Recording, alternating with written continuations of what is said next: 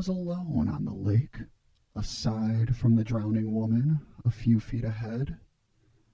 I swam towards her as fast as I could, but every second felt like an eternity.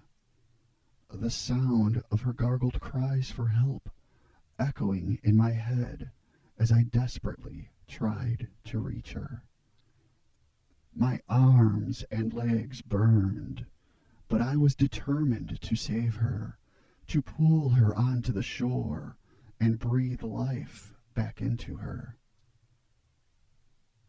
Eventually, her panicked hands met mine, and for a brief moment, I felt like I was on solid ground. Her chapped, wet fingers were interlocked with my own, and we both fell completely still. I worried then that I was moments too late, that death managed to reach her before I could. However, as I felt myself pulled underwater with her, I could only wish that were the truth. The chill of the lake surrounded me, temporarily numbing all other sensation. My movements became automatic, as my body forced me to thrash and to kick at the water around me in order to propel myself back to the surface. However, the grip the woman held on my hand was death-like, and it almost felt as though her body was getting heavier by the second.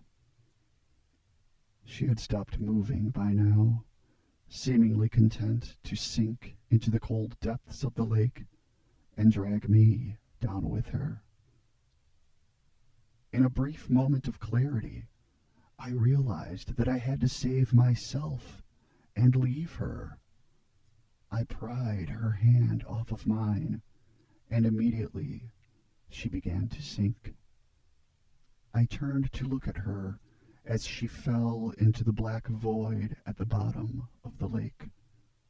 My own face looked up at me, eerily serene, before fading out of view. Once the woman with my face was gone, I noticed the burning in my lungs. My entire body was begging for air, screaming at me to find the surface. I tried to push myself up, but dreaded for a moment that perhaps I was now too far down. Desperately, I involuntarily began gasping for breath, only to inhale the icy cold water into my lungs. Looking up, I noticed I was near the surface. Maybe, if I could survive these next few moments, I could live. I would know again what it feels like to breathe fresh air. Just as my finger breached the surface of the lake, I felt another hand grab mine. I stilled for a moment as I looked upon my own face trying to pull me out of the water. If you enjoyed this story, please like and subscribe so I can continue making more nightmare fuel. And if you have any suggestions for stories, please leave them in the comments.